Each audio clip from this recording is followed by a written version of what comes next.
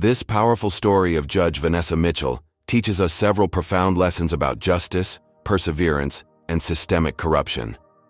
First, it demonstrates how quickly discrimination can escalate from a seemingly isolated incident into a coordinated campaign designed to destroy someone's life and career. What began as a flight attendant's racist treatment revealed a vast conspiracy of corporate power undermining judicial independence. Second, the story highlights how racism is often weaponized as a tool by powerful interests. Bradley Winter's discriminatory behavior wasn't just personal prejudice. It was deliberately deployed as the opening move in a calculated strategy to discredit a respected judge who threatened corporate interests. Third, we see the critical importance of allies in fighting injustice. Vanessa couldn't have exposed the truth alone. It took a diverse coalition: Ellie's technical skills, Marcus's loyalty, Judge Raymond's influence, Agent Lopez's tactical expertise, and even Richard Coleman's eventual courage to overcome seemingly insurmountable odds. Fourth, the narrative reveals how systems meant to protect justice can be corrupted. The same institutions that should have protected Vanessa, law enforcement, the media, the Judicial Ethics Committee, were weaponized against her, demonstrating how deeply power and money can compromise our societal safeguards. Finally, and perhaps most importantly, this story reminds us that fighting for justice is rarely a single battle, but rather an ongoing war. Even after victory against Tech Global, Vanessa discovered the fight had just begun.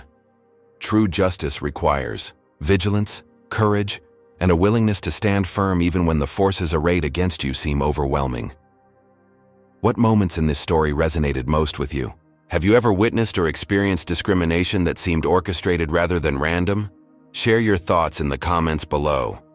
If this story moved you and you believe in standing against injustice, please like and subscribe for more powerful narratives that expose uncomfortable truths about our society. Remember, awareness is the first step toward change. Thank you for joining us on this journey, and may we all find the courage to stand firm against injustice, no matter how powerful the opposition. Marcus Washington had not always been a billionaire. Born to a struggling single mother in South Chicago, he had fought against discrimination his entire life. His tech company, Wash Tech Solutions, revolutionized digital privacy software, making him one of the wealthiest black men in America. But money couldn't shield his son from racism. Elijah Washington had inherited his father's brilliant mind and attended MIT at just 19, keeping his famous parentage quiet, preferring to be judged on merit alone. This wasn't the first time Elijah had faced racial profiling. Despite his expensive clothes and impeccable manners, he'd been followed in stores, questioned by security guards, and once even handcuffed by police responding to a call about a suspicious person who turned out to be Elijah studying in his own college library. Father and son had developed protocols for these situations: document everything, remain calm, and if necessary, escalate to legal authorities. Atlantic Air Flight 2157 from Boston to San Francisco should have been routine. Elijah was returning home after acing his final exams, looking forward to summer break. Dressed in simple jeans, a hoodie, and sneakers like any college student, he boarded with his premium ticket, ready for the 6-hour journey. Problems began immediately. When Elijah approached the first-class cabin, flight attendant Rachel Chen stopped him cold. "Economy boarding is from the rear entrance," she said without checking his ticket. "I'm in first class," Elijah replied politely, holding out his boarding pass. Chen examined it with obvious suspicion, checking it against his ID twice. "Fine," she finally said, her tone making clear she thought he didn't belong. Throughout the boarding process, Chen's behavior grew increasingly hostile. She promptly served drinks to other first-class passengers, but ignored Elijah's requests. When he pressed the call button, she took 15 minutes to respond, then acted annoyed at the interruption. The situation escalated when Chen accused Elijah of having a bag that looked similar to another passenger's. "Sir, I think you've taken someone else's property," she announced loudly, drawing attention from nearby passengers. "This is my bag," Elijah stated calmly, showing her the luggage tag with his name. Anyone can put a tag on a bag, Chen replied. The confrontation intensified when Elijah stood up to retrieve his ID from the overhead compartment to prove ownership. "Sit down immediately," Chen demanded, her voice rising. When Elijah continued reaching for his bag, explaining his intentions, Chen grabbed his arm. "I said sit down." Elijah gently removed her hand. "Please don't touch me. I'm just getting my ID." That's when it happened. Rachel Chen slapped him hard across the face, the crack echoing through the cabin. Blood appeared at the corner of Elijah's mouth as shocked passengers reached for their phones. "You people never learn your place," Chen hissed, loud enough for nearby passengers to hear. The silence that followed was deafening. Elijah, hand to his cheek, didn't react angrily. Instead, he calmly took out his phone and dialed. "Dad, it's happening again," he said quietly. Flight 2157. First-class cabin. Flight attendant named Rachel Chen just assaulted me. Yes, there are witnesses and videos. Marcus Washington had prepared for situations like this. As one of the government's largest technology contractors, he had connections throughout federal agencies. Within minutes, air traffic control contacted the flight. The pilot's voice came over the intercom, noticeably shaken. "Ladies and gentlemen, this is your captain speaking. I've just received orders from federal aviation authorities. This flight is being grounded immediately at Cleveland Hopkins International Airport. Please remain seated until further instructions." Rachel Chen's face drained of color as she realized the potential consequences of her actions.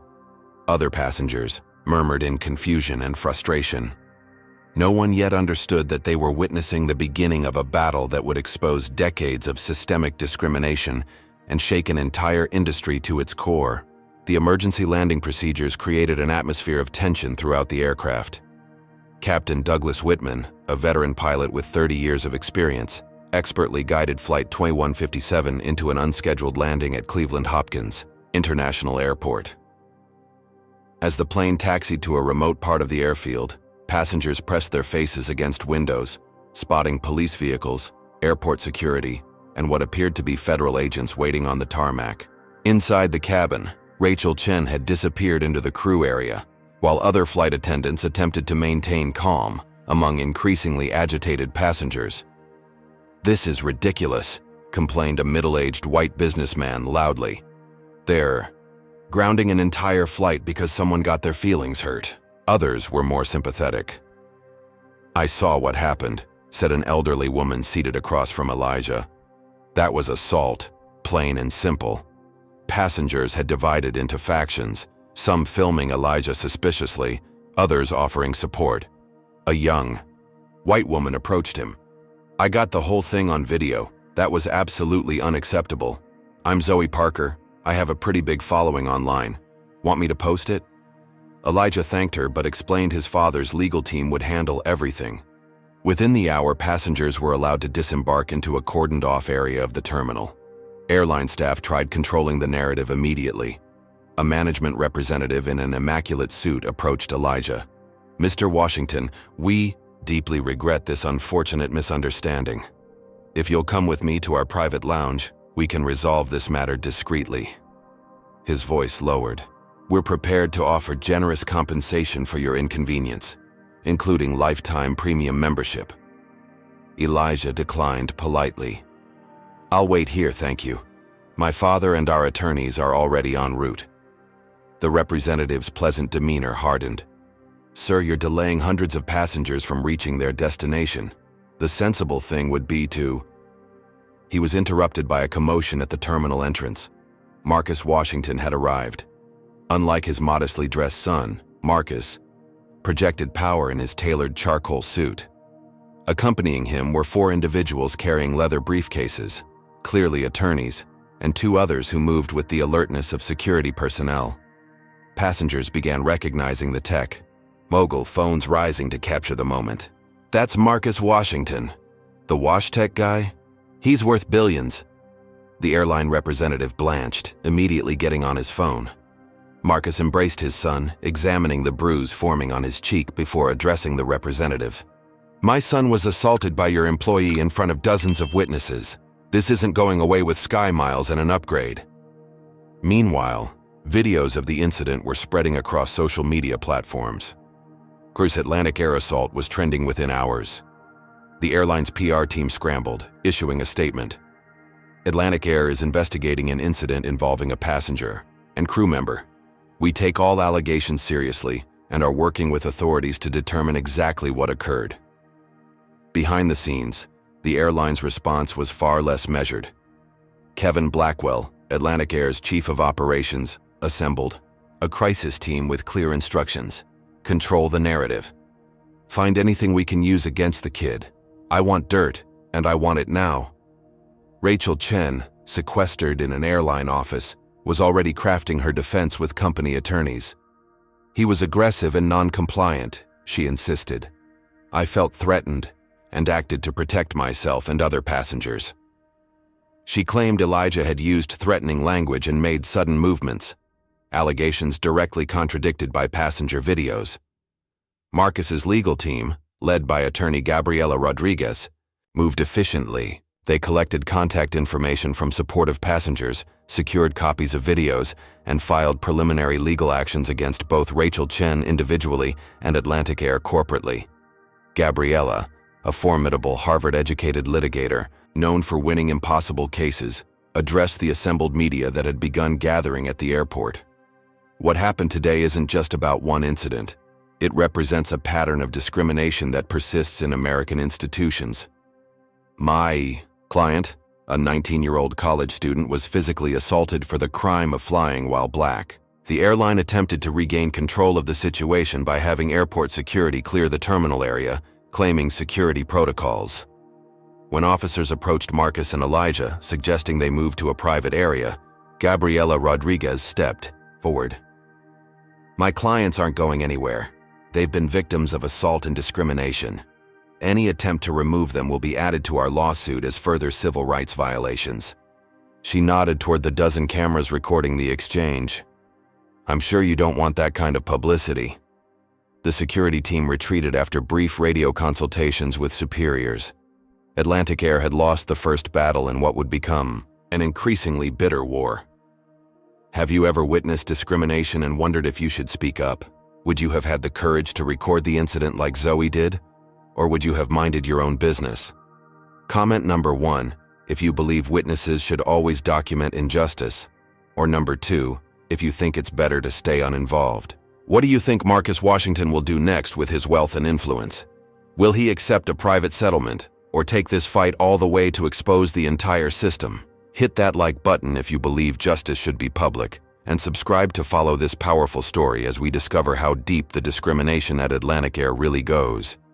The real question is, how far will the airline go to silence the Washingtons and protect their reputation? The morning after the airport confrontation, Elijah woke to discover his face plastered across news outlets nationwide, but not as a victim. Headlines read, "Billionaire's son causes flight chaos," and "Privileged student forces emergency landing." Over argument. Kevin Blackwell had moved quickly. Atlantic Air's chief of operations had deep connections throughout the media and transportation industry, cultivated over 3 decades of work. By 6 a.m., he had assembled a war room at corporate headquarters with one mission: destroy the Washington family's credibility. I've got journalists digging into the kid's background, Blackwell informed Charles Harrison, the airline's CEO, during an emergency call. We found some promising angles. Complaints from professors about his entitled attitude, a disciplinary hearing for arguing with campus security. Nothing serious, but we can paint a pattern. Harrison, speaking from his vacation home, sounded nervous. The videos look bad, Kevin. People clearly heard Chen's racial comment. Videos can be misleading without context, Blackwell replied confidently. We're already releasing statements from crew members saying the kid was being disruptive before recording started. Chen might have chosen her words poorly, but she was responding to aggressive behavior. The counter-offensive moved beyond mere statements. By midday, Atlantic Air's legal department delivered a threatening letter to the Washingtons' family. It claimed Elijah had violated federal aviation laws by disobeying crew member instructions, interfering with their duties, and causing unnecessary emergency procedures that cost the airline millions. They threatened a countersuit for $20 million unless all legal action was dropped immediately. Meanwhile, Sarah Miller, the junior flight attendant who had witnessed everything, found herself in an impossible position. Called into a meeting with airline management, she was presented with a prepared statement describing Elijah as belligerent and uncooperative. "We just need your signature confirming this account," said the human resources director, sliding the document forward. Sarah hesitated. "But that's not what happened. I saw everything. He was polite even after being provoked multiple times." The HR director's smile disappeared. "Sarah, you're still in your probationary period. Team players advance at Atlantic Air. Those who aren't." She let the implication hang in the air. Behind the airline's aggressive response lay concerning connections. Senator Richard Maxwell, chairman of the Transportation Committee and major recipient of airline industry donations, made private calls to the FAA suggesting the incident was being blown out of proportion for political purposes. Maxwell had more than political interest in the airline. He held substantial stock through family trusts and had a son-in-law on the board of directors. The Washington family soon discovered the attacks weren't limited to public relations. Marcus's technology company, WashTech Solutions, suddenly faced an unscheduled audit from government regulators, focusing on contracts worth billions. Their secure servers experienced sophisticated hacking attempts. Elijah's private college records were mysteriously leaked to tabloids. Marcus recognized the pattern. "They're using everything they have against us," he told Gabriela Rodriguez during a secure conference call. "This goes beyond normal corporate damage control. Someone's pulling strings," Gabriela agreed. "We've identified unusual coordination between supposedly independent news organizations. The same talking points, sometimes word for word, appearing across different networks. And these regulatory actions against your company are suspiciously timed." The public battle intensified as millions took sides. Atlantic Air loyalists and those harboring racial bias rallied behind hashtags like "spoiled rich kid" and "respect flight crew." Others supported Knox justice for Elijah and boycott Atlantic Air. Cultural commentators debated whether wealth shielded Black Americans from racism or simply changed its form. Through it all, Elijah received increasingly disturbing messages online. Anonymous users posted his home address, class schedule, and regular hangouts. Death threats arrived daily. "You should have stayed in your place," read one. "Next time it won't just be a slap," promised another. The final blow came when an anonymous source sent Elijah's complete personal data, including social security number, banking information, and private medical records, to every major news outlet with a fabricated story about tax evasion. Though most publications declined to publish the clearly stolen information, the damage was done. Elijah's digital life was compromised, forcing him to change every account, password, and security measure. "They're trying to make us regret ever challenging them," Elijah told his father that night, exhausted from dealing with identity theft precautions. "They want us to take a settlement and disappear." Marcus placed a hand on his son's shoulder. "That's exactly why we can't. This isn't just about one incident anymore. They've revealed something rotten at the core of the system. If they're willing to go this far against us, with all our resources, imagine what happens to people without our advantages." Sarah Miller couldn't sleep. For the third night since the incident, she stared at her ceiling, replaying the moment Rachel Chen had slapped Elijah Washington. She had witnessed Chen's escalating behavior over months, the way she, randomly, selected passengers of color for extra scrutiny, her dismissive tone when addressing non-white customers, her complaints in the crew lounge about certain people not belonging in first class. Sarah had documented some incidents in her personal journal, unsure what to do with the information. The airline HR director's thinly veiled threat echoed in her mind. At 26, with substantial student debt and no family financial support, Sarah couldn't afford to lose her job, yet she couldn't participate in this cover-up either. At 3 a.m., she made her decision. Using a burner email account from a coffee shop Wi-Fi, she contacted Gabriela Rodriguez. "I have information about the incident and similar previous events. Rachel Chen has a history. Atlantic Air knows and has hidden it. They arranged a meeting at a small diner 50 miles from Cleveland, away from company eyes. Sarah arrived wearing sunglasses and a baseball cap, constantly checking for surveillance. Gabriella came alone as promised, recording equipment ready. For 2 hours, Sarah detailed everything: Chen's pattern of discriminatory behavior, management's awareness, and their systematic suppression of complaints. "There's a folder in the HR system labeled Chen Customer Relations," Sarah explained. "It contains at least 7 complaints from minority passengers about discriminatory treatment, all marked resolved without action or passenger compensation provided." Most damning was Sarah's account of a meeting 3 months earlier.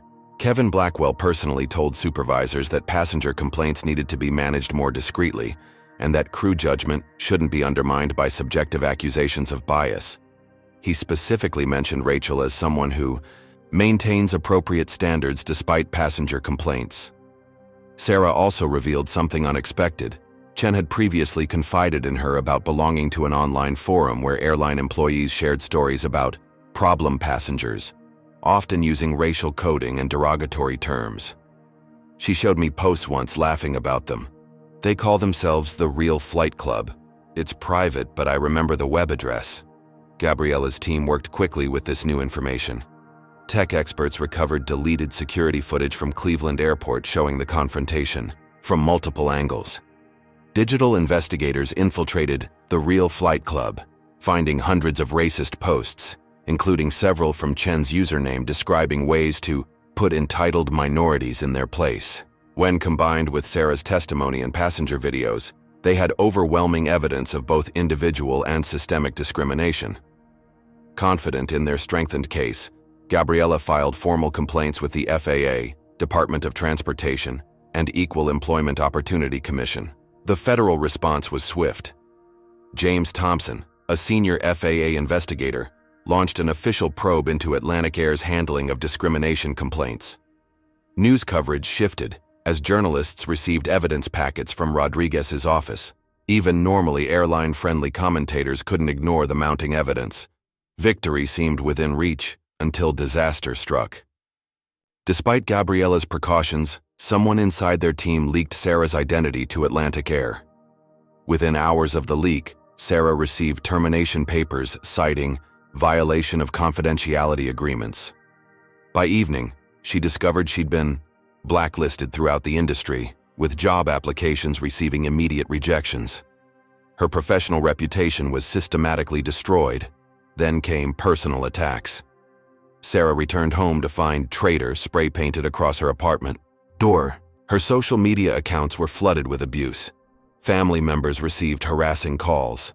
Her parents' home address was posted online with false claims she had stolen from passengers. Through it all, the Washingtons supported her, providing security and alternative housing. "Your family now," Marcus told her. "No one stands alone against this kind of intimidation." Though safe in a Washington-provided apartment, Sarah maintained contact with former colleagues who secretly supported her. Late one night, she received an urgent text from a flight attendant friend. They deleted everything, all Chen's files, server, maintenance, no records left. Sarah immediately called Gabriella, who advised her to document this information and stay put until morning. She never arrived at the morning meeting.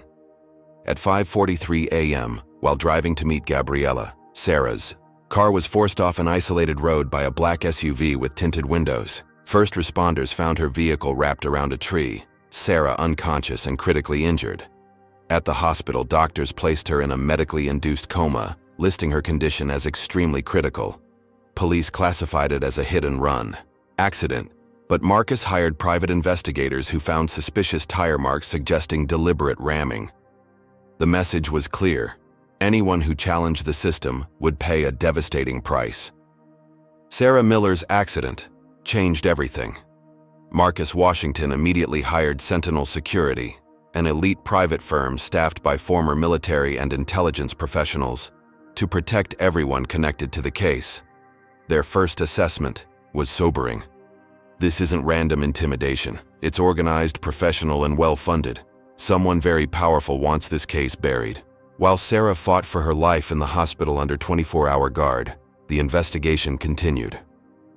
Marcus assigned his company's top security analysts to examine the digital trail.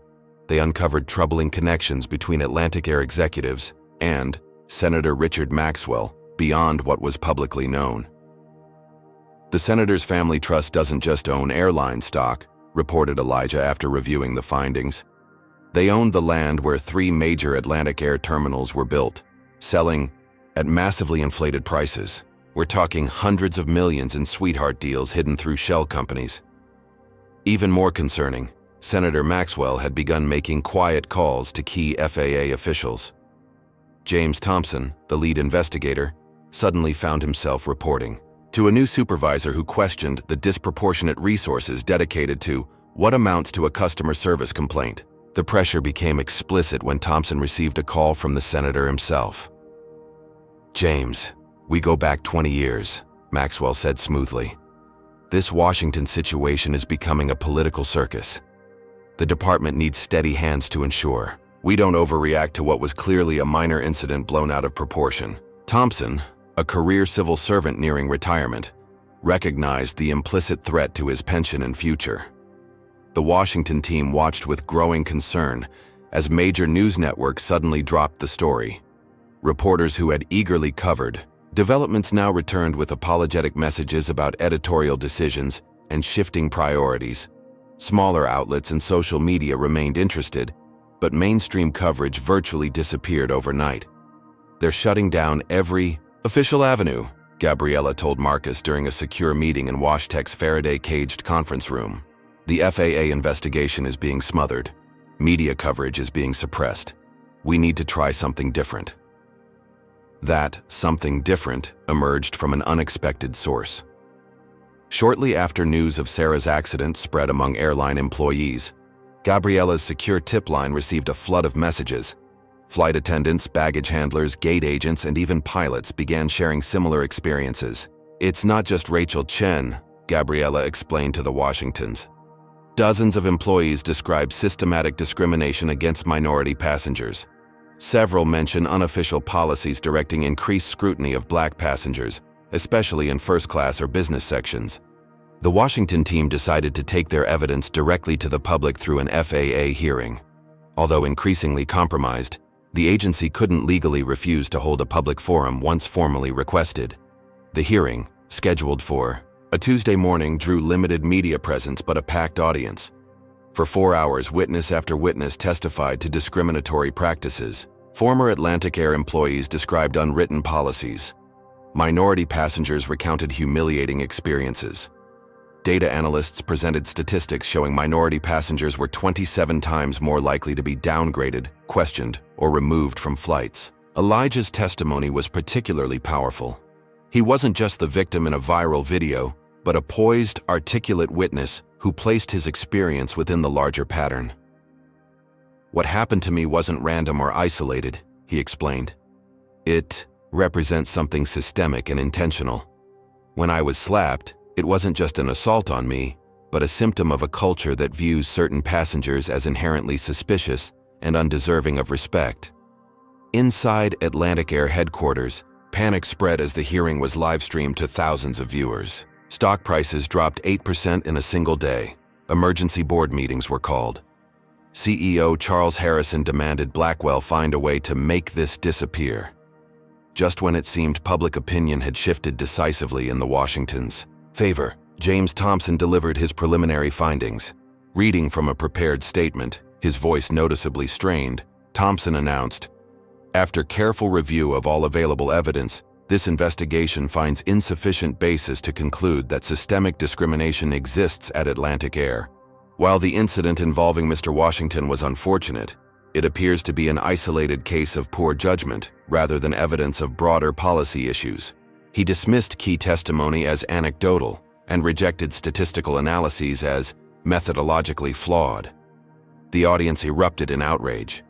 Gabriella immediately challenged the findings, pointing out dozens of contradictions between Thompson's conclusions and the evidence presented. But the damage was done. Official channels had failed. The system designed to provide accountability had instead become another tool of oppression.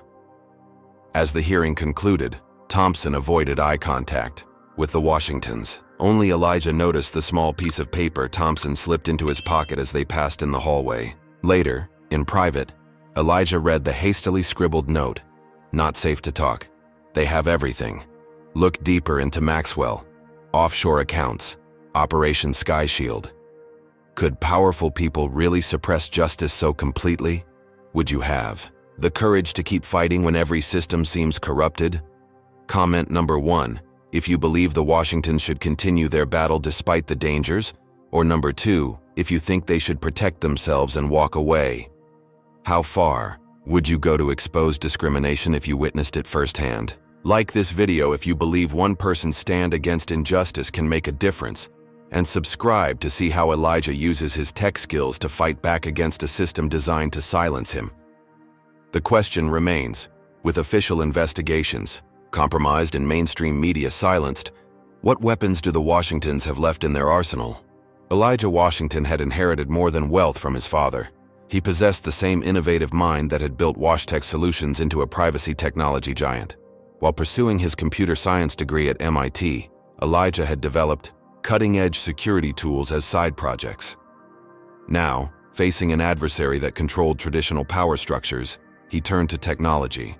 They've compromised the official investigation and blocked media coverage, Elijah explained to his father and Gabriella, but they can't control information we obtain directly. He revealed something he hadn't mentioned before. When I boarded that flight, I was wearing this. He pointed to what appeared to be an ordinary lapel pin. It's a prototype I've been developing, a high-definition recording device with encrypted cloud backup. Everything from the moment I boarded was captured, including conversations I had with Chen before other passengers started recording. The footage was damning. It showed Rachel Chen's unprovoked hostility from the moment Elijah stepped aboard, capturing numerous microaggressions and eventually the assault itself. Unlike passenger videos that started mid-confrontation, Elijah's recording provided complete context, eliminating any doubt about who had instigated the incident. But Elijah's technological response went further. I've been analyzing Atlantic Air's internal communications, he admitted, showing his father screens of metadata. Legally, he added, seeing Gabriella's concerned expression. I've only accessed publicly available information and data packets transmitted over unsecured networks. His analysis revealed coordinated communication patterns between airline executives, Senator Maxwell's office, and several media organizations immediately following the incident. The timing and frequency suggested orchestrated damage control beyond normal public relations. More damning evidence emerged when an anonymous airline executive, inspired by Sarah's bravery, provided internal memos outlining what the company called enhanced passenger screening guidelines. Though carefully worded to avoid explicit racial language, the documents included profiles and criteria that disproportionately targeted minority passengers for additional scrutiny, particularly in premium cabins. Marcus saw an opportunity to leverage his company's resources.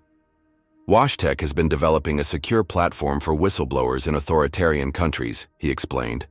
We can repurpose it to allow airline employees to safely document discrimination. Within 48 hours, the platform was live under the name Fair Skies. The secure site allowed anonymous reporting with evidence upload capabilities and military-grade encryption. They promoted it through targeted social media campaigns directly to airline employees nationwide. The response overwhelmed their servers. Hundreds of current and former employees from dozens of airlines submitted testimonies, photographs, internal documents, and recordings. A clear pattern emerged, not just within Atlantic Air but across the industry. AI analysis of the submissions revealed consistent discriminatory practices.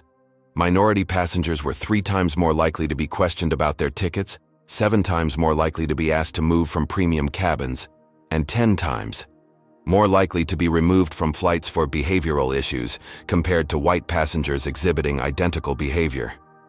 This is bigger than one incident or even one airline, Gabriella concluded after reviewing the data. It's industry-wide, systematic discrimination. While the Fair Skies platform collected evidence, another source emerged.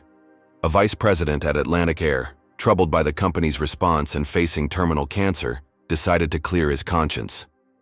Using encrypted channels, he provided the Washington team with board meeting minutes, executive emails, and financial.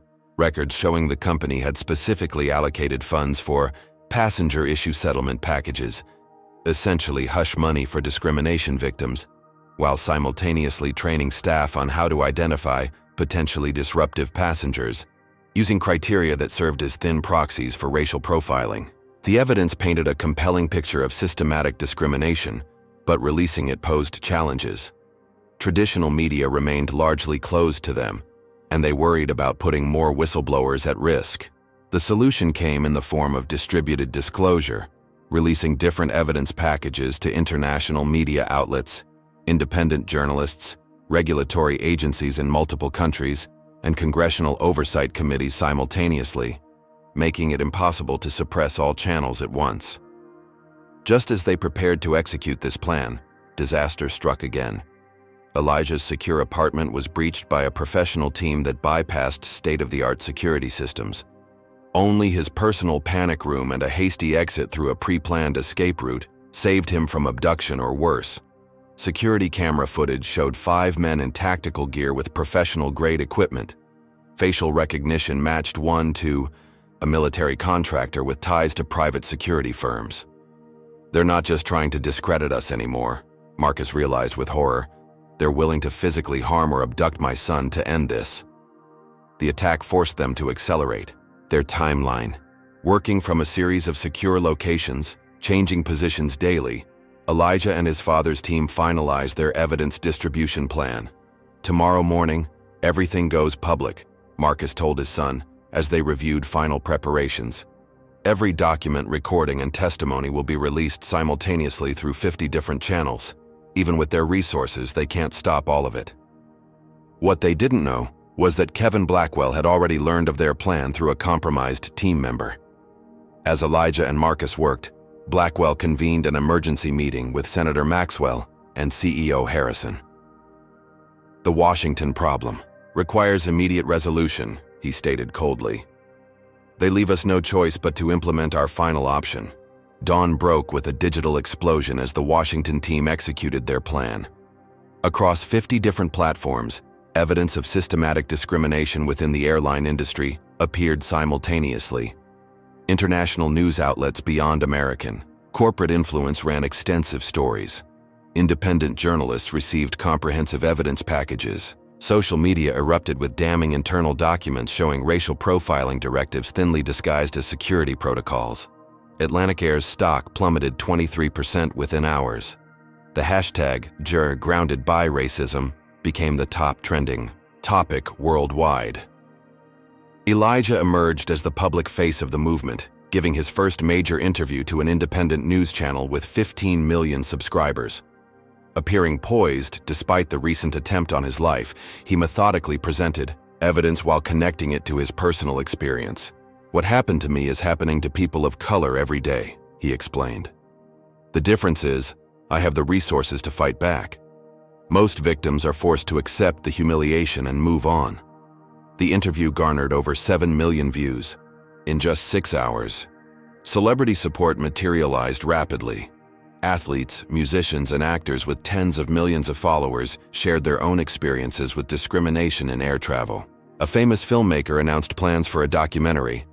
Civil rights organizations mobilized supporters for airport demonstrations. Atlantic Air's damage control machine sprang into action with a multi-pronged approach. They portrayed Elijah as an entitled rich kid, turning a minor incident into a vendetta. They questioned the authenticity of leaked documents. They highlighted Marcus Washington's government contracts, suggesting he was leveraging political connections inappropriately.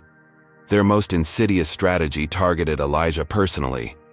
Paid trolls flooded comment sections with racist attacks, forcing him to limit social media engagement.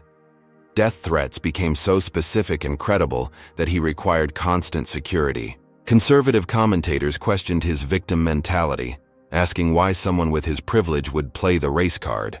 The Washington family had anticipated this counter-narrative.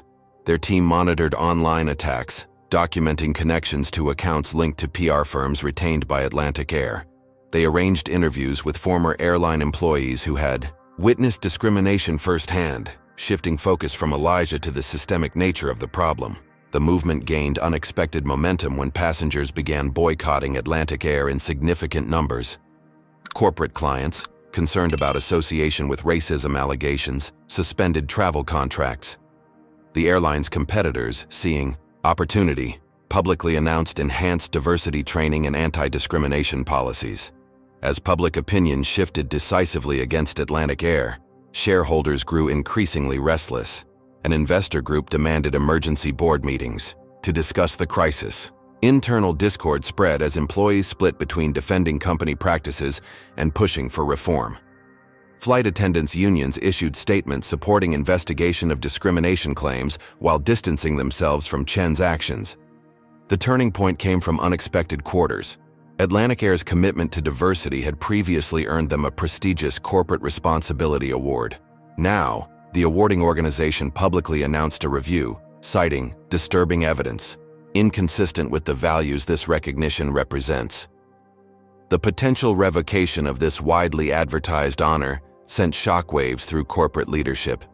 CEO Charles Harrison requested a meeting with Marcus Washington to discuss pathways to meaningful resolution. Marcus agreed but insisted Elijah participate. Preparations for this high-stakes negotiation consumed the Washington team. They developed comprehensive demands, industry-wide policy changes, significant compensation for victims of discrimination, termination of executives who enabled racist practices, and mandatory transparency reporting. The negotiation would be live-streamed to prevent backroom deals. The night before this pivotal meeting, Elijah accepted an invitation to appear on National Tonight, a mainstream news program that had initially ignored the story, but now sought exclusive coverage. The Washington security team vetted the production thoroughly, checking staff credentials and securing the studio. Nevertheless, something went wrong. Midway through the interview, as Elijah described the evidence of systematic discrimination, he suddenly stumbled over his words. His eyelids grew heavy, his speech slurred. "I don't feel," he managed, before collapsing on national television. The broadcast cut to commercial as medical personnel rushed in. Hospital tests confirmed the worst. Elijah's water had been tampered with, containing a tasteless, nearly undetectable sedative. Though not life-threatening, the drug could have caused respiratory failure if combined with certain foods. The message was clear. Nowhere was completely safe. The assassination attempt transformed public perception entirely. Conspiracy theories about corporate violence against whistleblowers gained mainstream traction. The FBI launched an investigation into the poisoning attempt. Atlantic Air faced questions about potential involvement, destroying any remaining public goodwill. As Elijah recovered under heightened security, Marcus Washington addressed the nation in a televised statement. "They tried to silence my son first with a slap, then with character assassination, and now with poison. Each attempt has only strengthened our resolve. This isn't about one incident anymore. It's about whether powerful corporations can act with impunity, discriminating against some customers while physically threatening those who speak out. We will not be silenced." The ornate federal courthouse in Washington, D.C. fell silent as Judge Victoria Williams entered the courtroom. The lawsuit, Washington versus Atlantic Air, had become one of the most closely watched cases in decades.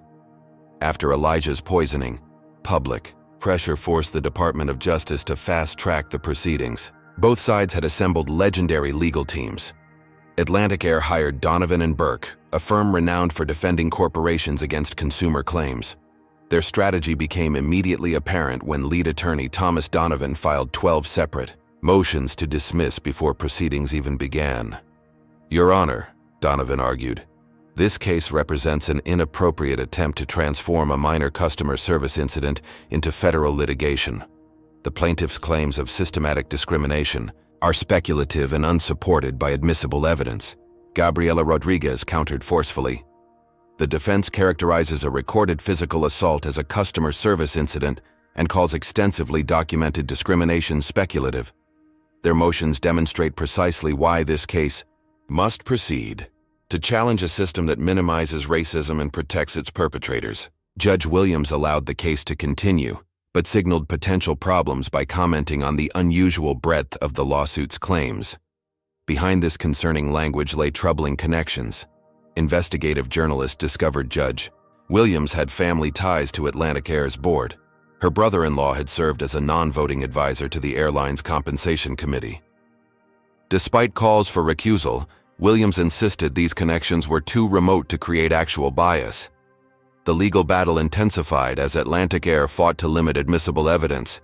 They challenged the legality of internal documents obtained through whistleblowers, claimed employee testimonies violated confidentiality agreements, and filed separate lawsuits against former employees who had spoken out. The airline's aggressive stance had a chilling effect, with several witnesses withdrawing from proceedings after receiving threatening letters from corporate attorneys.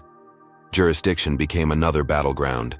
Atlantic Air petitioned to move the case to a district with more favorable judicial precedents regarding discrimination claims. They argued procedural technicalities, claiming the Washington team had failed to properly exhaust administrative remedies before filing suit. Each maneuver required costly and time-consuming responses from the Washington legal team.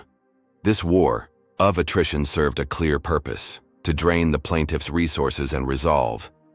Even a billionaire would eventually question the mounting costs of protracted litigation. Throughout these proceedings, a parallel intimidation campaign targeted those supporting the Washingtons.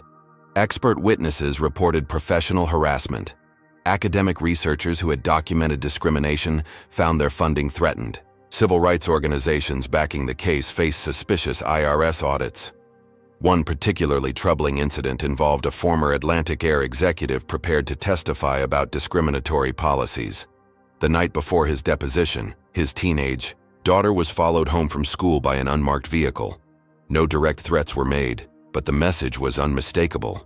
As these tactics became public, they backfired spectacularly. Law school professors incorporated the case into ethics curriculums. Bar associations issued statements condemning witness intimidation. Hundreds of attorneys volunteered pro bono assistance to the Washington team. The case transformed from one family's fight to a rallying point for legal professionals concerned about justice system manipulation. The turning point in pre-trial proceedings came when Atlantic Air's attorneys presented Judge Williams with a confidential settlement proposal. The terms were extraordinary: $100 million to Elijah, comprehensive policy reforms, termination of involved executives including Kevin Blackwell, and a public apology, with one critical condition: complete confidentiality. The Washington family would need to sign non-disclosure agreements preventing them from ever discussing the case again. The airline's calculations were clear. The financial cost would be substantial, but manageable given their insurance coverage and reserves. The PR damage from policy changes and executive terminations would be significant, but temporary. The existential threat came from continued public exposure of their systematic discrimination. They needed the Washington silence more than anything else. Marcus and Elijah considered the offer carefully. $100 million could fund discrimination watchdog organizations for decades. The policy changes would protect future passengers. Justice would be partially served. But the systemic problems extended beyond one corporation, and without public accountability, backsliding seemed inevitable once media attention faded. After extensive deliberation, they declined the offer.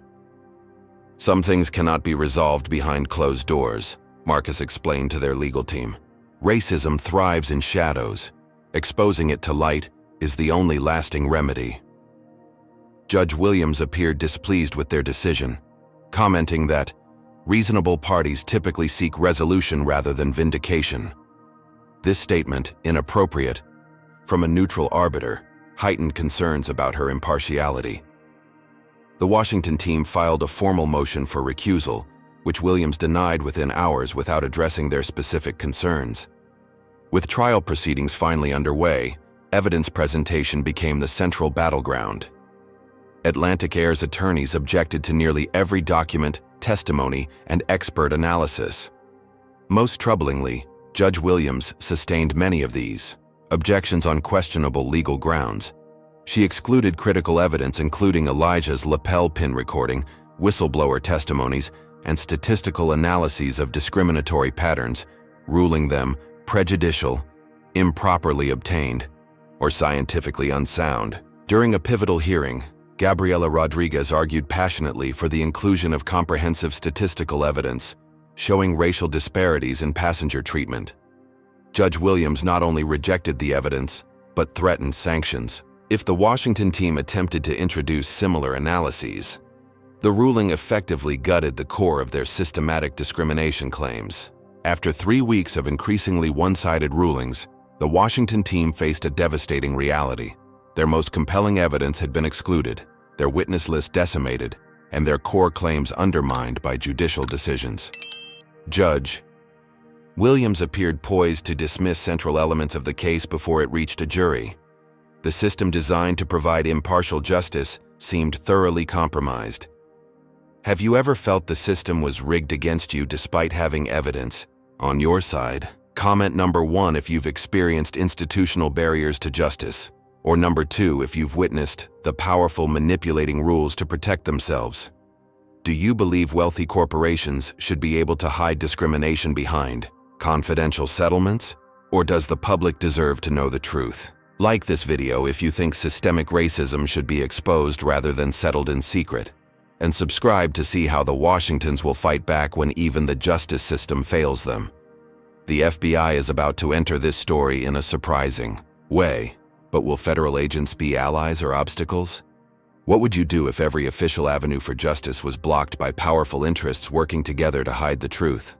The unexpected breakthrough came on a Tuesday morning when Olivia Carter, a veteran FBI special agent specializing in civil rights violations, appeared at the Washington family's secure residence.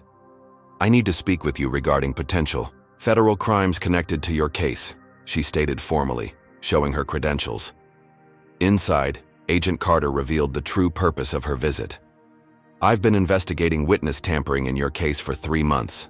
What began as a routine inquiry has uncovered something much larger." The FBI had opened an initial investigation following Sarah Miller's suspicious accident, standard procedure for potential witness tampering. But as Agent Carter dug deeper, alarming patterns emerged. Multiple witnesses in your case experienced intimidation, from professional threats to physical endangerment. That's not coincidental. It's coordinated criminal activity. Carter had meticulously documented each incident. Sarah's accident, the expert witness whose funding was threatened, the executive whose daughter was followed, and numerous others. Banking records revealed payments to private security firms from shell companies ultimately connected to Atlantic Air. More disturbing were communications between airline executives and political figures discussing the need to contain the Washington situation by any means necessary.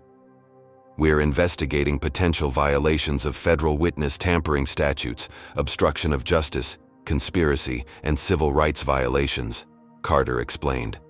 "This goes beyond corporate misconduct into criminal territory." For the first time in months, Marcus and Elijah felt genuine hope. A federal criminal investigation would proceed regardless of Judge Williams's rulings in civil court. Evidence excluded from their lawsuit could be fully examined in criminal proceedings. The system might work after all. Agent Carter's team moved quickly, interviewing witnesses, subpoenaing records, and analyzing financial transactions. Through methodical investigation, they uncovered a complex web connecting Atlantic Air executives, Senator Maxwell, and various enforcement agencies. Most concerning was evidence suggesting Maxwell had pressured officials to prevent investigations. Carter particularly focused on FAA investigator James Thompson's abrupt reversal. When interviewed privately, Thompson confirmed Maxwell had threatened his pension and future employment if he didn't alter his findings. Thompson provided recorded conversations and emails documenting the senator's interference. The investigation expanded to examine Rachel Chen's suspicious death, initially ruled a suicide. Chen had contacted Gabriela Rodriguez the day before her death, indicating she wished to tell the whole truth about airline practices and who gave the orders. Before this meeting could occur, she was found dead in her apartment from an apparent overdose. Carter's forensic team discovered anomalies suggesting staged suicide. Toxicology reports indicated sedatives Chen had no prescription for, and the handwriting on her supposed suicide note showed signs of duress. The investigation reached a critical phase when Carter obtained warrants for Atlantic Air's executive communications. These revealed discussions about permanent solutions to the Washington problem and making examples of whistleblowers. CEO, Charles Harrison had personally approved funds for special security measures outside normal corporate channels, funds traced to the private contractors who had attempted to abduct Elijah. As evidence mounted, Carter prepared to bring charges against multiple executives, including Kevin Blackwell and Charles Harrison. Her investigation had also uncovered sufficient evidence to recommend prosecution of Senator Maxwell for obstruction of justice, witness tampering, and civil rights violations. Then came the intervention. Carter was summoned to a meeting with her superiors, including Deputy Director Wilson from Department of Justice headquarters. The message was delivered with bureaucratic precision. The Maxwell angle of this investigation is being reassigned to the Public Integrity Section for further review. In practical terms, this meant Carter was being removed from investigating the senator. Her protests were met with icy formality. "This isn't a request, Agent Carter. It's a direct order from the highest levels." Carter immediately recognized the implications. The Public Integrity Section review was a well-known tactic to bury politically sensitive investigations. Cases transferred there typically languished for years before being quietly closed without charges. She was being sidelined to protect Maxwell. Though formally prohibited from investigating the senator, Carter continued building cases against Atlantic Air executives. She worked tirelessly, knowing her window of opportunity was closing. Her superiors grew increasingly uncomfortable with her persistence, issuing resource prioritization directives and reassigning her team members to other cases. The final blow came without warning. Carter arrived at her office to find her case, files being packed by administrative staff. Her security clearance had been downgraded, removing her access to ongoing investigations. The official explanation cited procedural irregularities requiring comprehensive review of investigative methods. Without formally terminating the investigation, the DOJ had effectively killed it. That evening, Carter made an unprecedented decision. Risking her career and possibly her freedom, she met secretly with Marcus and Gabriella, bringing copies of key evidence. "I've upheld my oath to the Constitution for 22 years, she explained, voice tight with emotion. "What's happening here violates everything that oath represents. The public deserves to know." Though she couldn't legally provide them with all evidence, she offered detailed guidance on additional leads to pursue, including international financial transactions linked to Maxwell and Atlantic Air executives. Before leaving, Carter delivered one final piece of information. "They're planning something beyond legal maneuvers now. My last intelligence suggests Blackwell, Maxwell, and Harrison met privately to discuss a final solution to the Washington problem. Whatever they're planning, it's imminent and dangerous." The Washington family had exhausted domestic remedies. With the judicial system compromised, FBI investigation derailed, and media largely controlled, they needed a new approach. Marcus turned to international allies developed through decades of global business. Within 48 hours, their case received unprecedented global attention. Le Monde in France published an extensive exposé titled "American Justice for Sale." Der Spiegel in Germany released a comprehensive analysis of Atlantic Air's discriminatory practices. BBC produced a special investigation into corporate capture of American regulatory systems. Al Jazeera presented interviews with dozens of minority passengers describing discrimination on multiple airlines. These international outlets operated beyond the reach of American corporate influence. Their reporting triggered investigations by European aviation authorities, who threatened to revoke Atlantic Air's lucrative international landing rights pending discrimination reviews. Global human rights organizations filed complaints with the United Nations Human Rights Council. The International Air Transport Association faced pressure to establish anti-discrimination standards. Crucially, international coverage penetrated American information bubbles. Citizens who had seen little coverage on domestic networks suddenly encountered the story through social media, foreign sources, and independent journalism. The international focus created particular problems for Atlantic Air's business model. Foreign tourists, representing 27% of their passenger revenue, began booking alternative carriers. International corporate clients suspended contracts, citing reputational concerns. Global investment funds with anti-discrimination requirements divested from Atlantic Air stock, sending prices tumbling to historic lows. Marcus leveraged WashTech's secure communication infrastructure to coordinate the international response. Using encrypted channels, his team provided comprehensive evidence packages to trustworthy journalists worldwide. They established verification protocols to authenticate leaked documents, ensuring the highest journalistic standards were maintained. This wasn't just about winning their case anymore. It was about forcing systemic change through global pressure.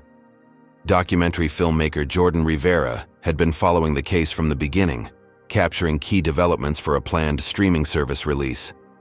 Initially a small-scale project, the documentary expanded as the story grew. Rivera secured interviews with former Atlantic Air executives speaking anonymously, FAA whistleblowers, and passengers from dozens of discrimination incidents. International distribution deals guaranteed the documentary would reach audiences worldwide, regardless of domestic opposition. Atlantic Air faced an existential crisis. Stock values had plummeted 64% from pre-incident levels. Credit rating agencies downgraded their debt to near-junk status. Insurance carriers threatened to revoke coverage over unmitigated institutional risk factors. The company that had seemed untouchable now teetered on the edge of bankruptcy. Facing collapse, Atlantic Air's board of directors called an emergency meeting to discuss strategic alternatives. The discussion centered on two options: declaring bankruptcy to restructure operations, or replacing senior leadership and implementing comprehensive reforms. Shareholders demanded accountability, with institutional investors threatening derivative lawsuits against board members personally for breach of fiduciary duty in allowing the crisis to escalate. CEO Charles Harrison found himself fighting for his professional survival. Called to explain the company's catastrophic position, he blamed unforeseeable public relations challenges and disproportionate media response, rather than acknowledging fundamental problems. Board members, reviewing internal documents for the first time, were shocked by evidence of systematic discrimination and executive cover-ups. Harrison was questioned extensively about knowledge of witness intimidation and whether corporate funds had been misappropriated for potentially illegal activities. As pressure mounted, Harrison requested a brief recess and left the boardroom with Kevin Blackwell. Security cameras later revealed they proceeded directly to Senator Maxwell's private office for an urgent, unscheduled meeting. For 90 minutes, the three men conferred behind closed doors, phones powered off, no staff present. When they emerged, Harrison appeared visibly stressed while Blackwell and Maxwell exchanged confident glances.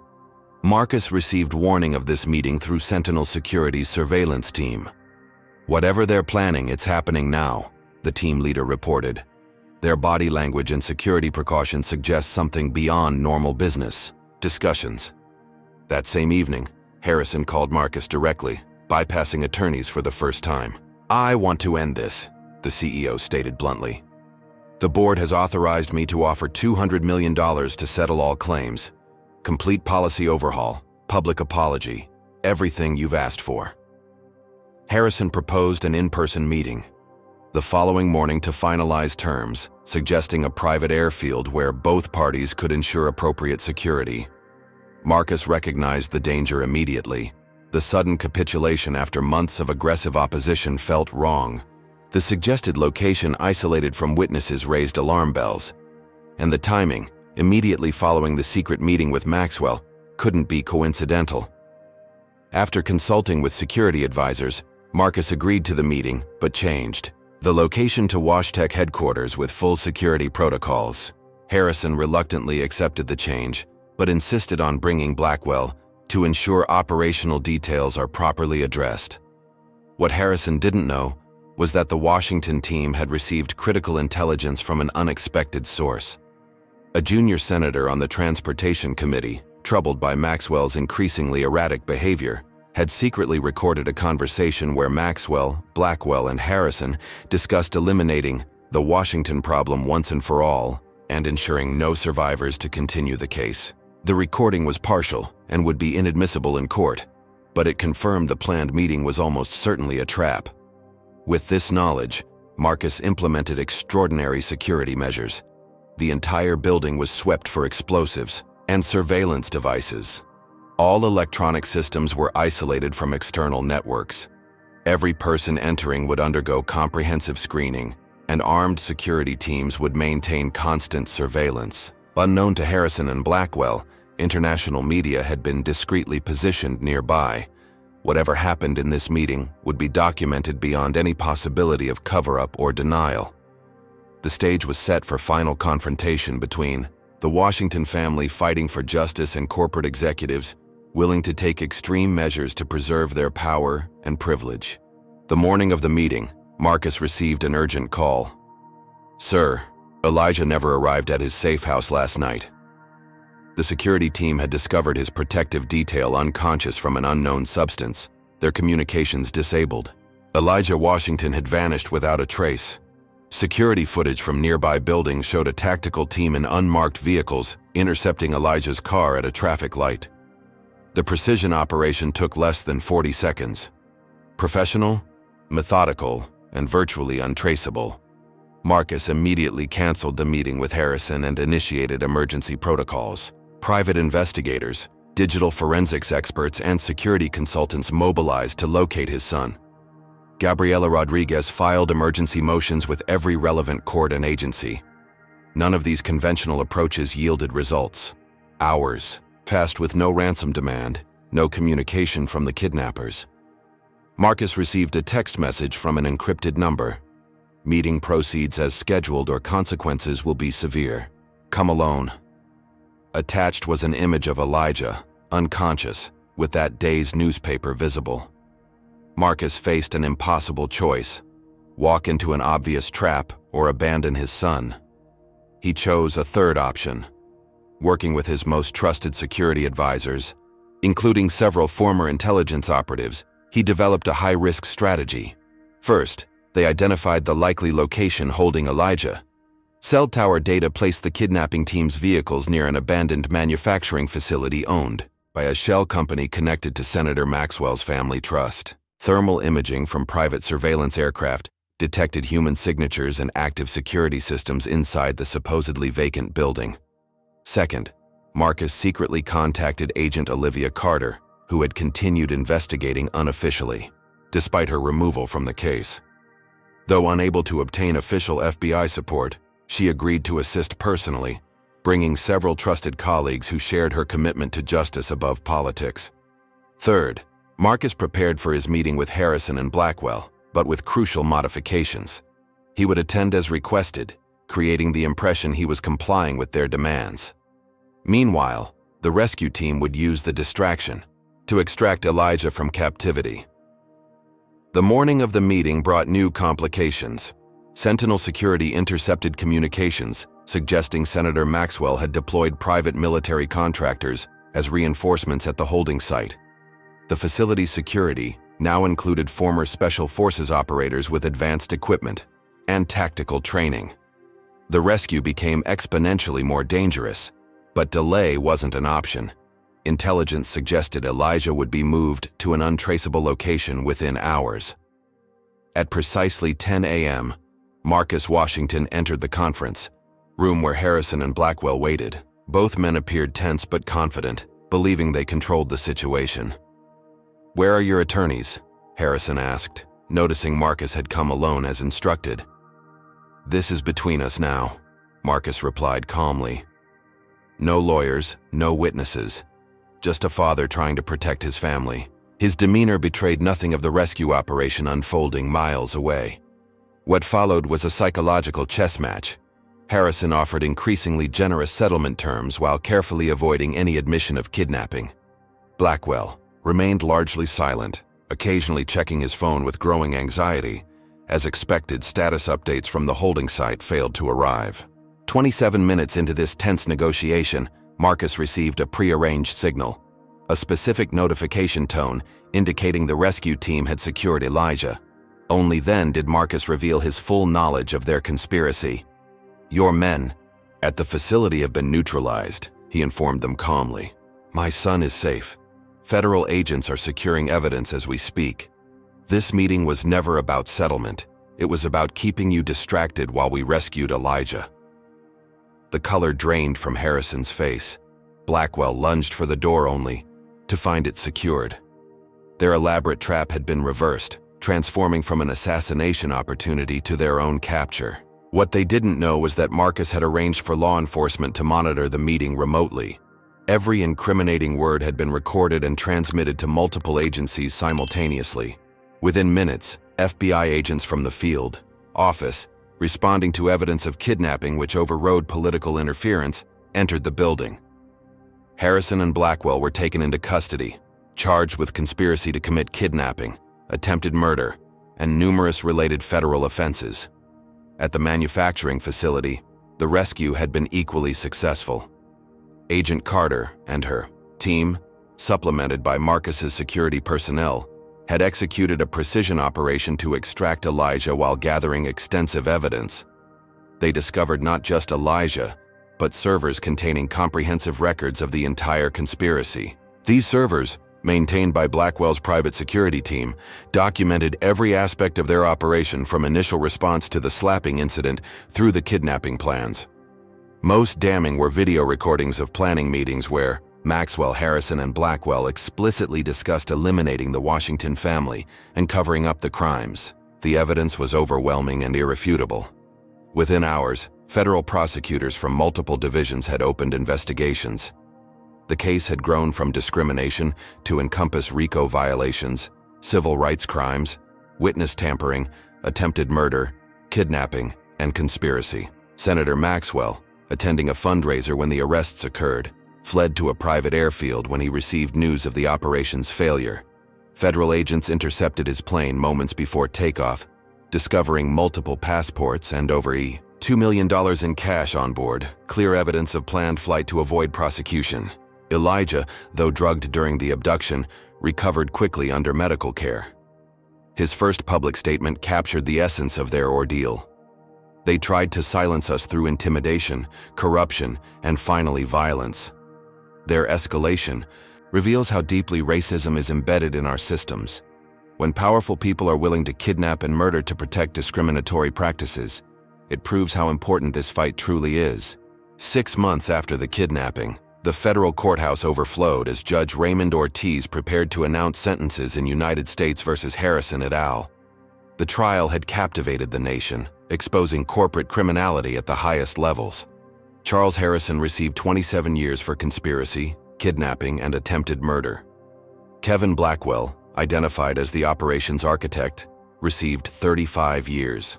Senator Richard Maxwell, convicted on 23 federal counts, including corruption, obstruction of justice, and conspiracy, received a 40-year sentence, effectively ensuring he would spend the remainder of his life incarcerated. Beyond these primary defendants, 19 Atlantic Air executives and managers received sentences ranging from 5 to 15 years for their roles in discrimination, evidence tampering, and witness intimidation. During sentencing, Judge Ortiz delivered a powerful statement. This case represents not merely individual criminal acts, but the corruption of fundamental systems meant to protect all citizens equally. When corporations, courts, and public officials conspire to deprive Americans of their civil rights, they undermine the very foundation of our democracy. Rachel Chen, originally portrayed as the primary villain, emerged as a complex figure during proceedings.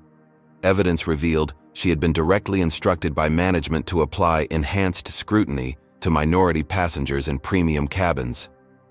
Following her death, officially reclassified as homicide, investigators discovered journal entries showing her growing discomfort with these policies and intention to expose them, likely prompting her murder by company operatives. The most startling testimony came from Captain Douglas Whitman, who revealed a decades-long industry practice of pilot-level discrimination.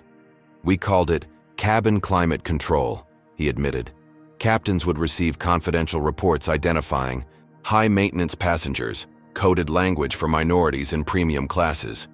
We were expected to support crew members who maintained appropriate service standards, meaning those who kept these passengers in their place.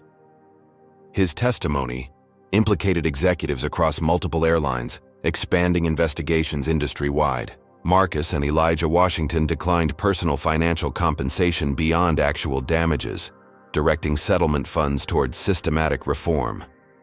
The Elijah Washington Foundation for Transportation Equity was established with $300 million from Atlantic Air's corporate assets, creating an independent watchdog organization, monitoring discrimination across all transportation sectors. Their most significant achievement was the development and implementation of comprehensive bias monitoring technology.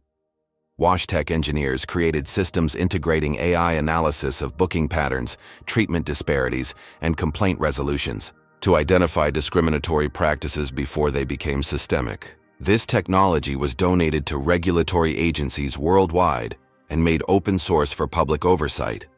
Atlantic Air, following bankruptcy reorganization, emerged as a transformed company under entirely new leadership. The reconstituted airline adopted industry-leading anti-discrimination policies, unconscious bias training, and transparent reporting systems.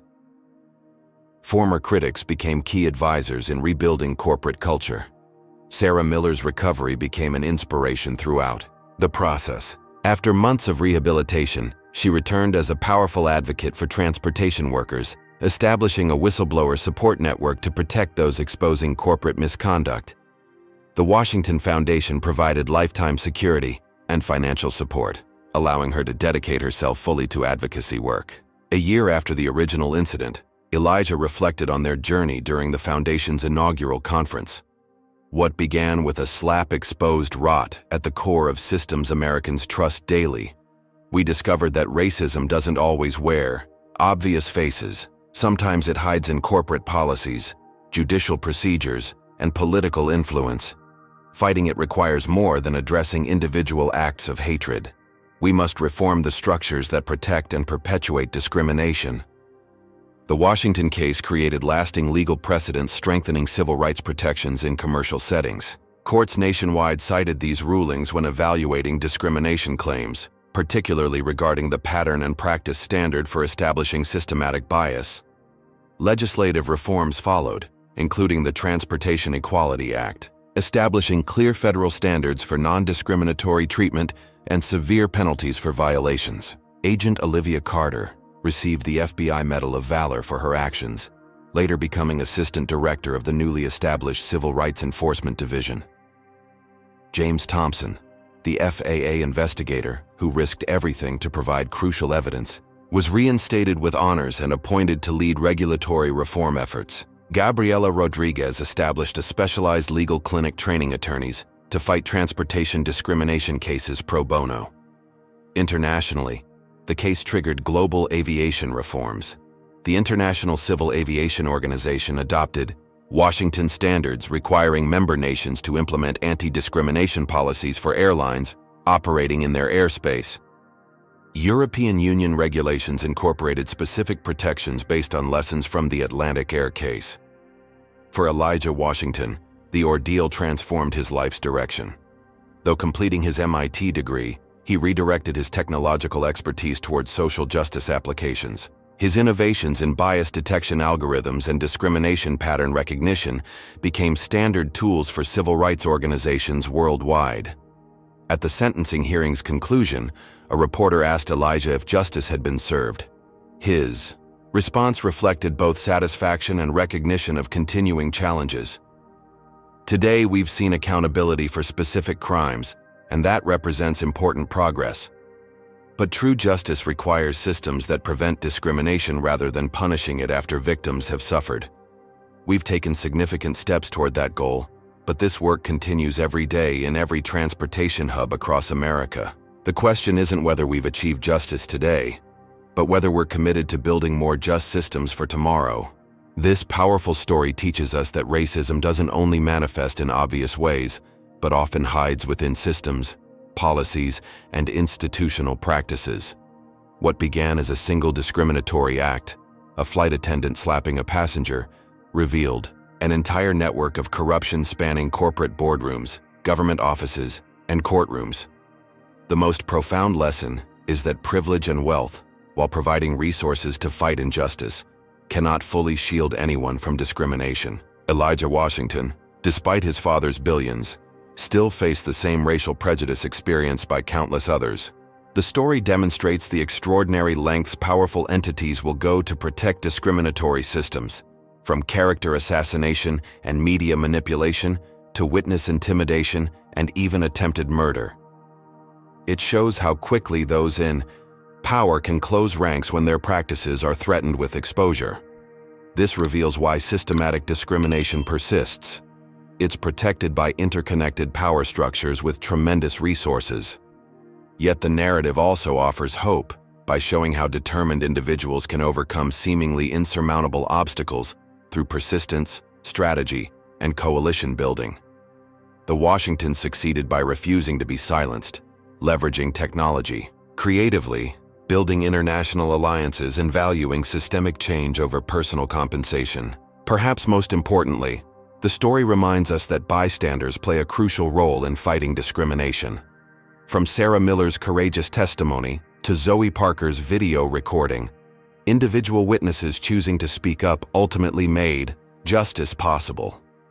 Even a single person's decision to document injustice can spark transformation. Have you ever witnessed discrimination and wondered what you could do? Would you have the courage to record an incident like Elijah's, even if it put you at risk? Share your thoughts in the comments below about how you would respond in a similar situation.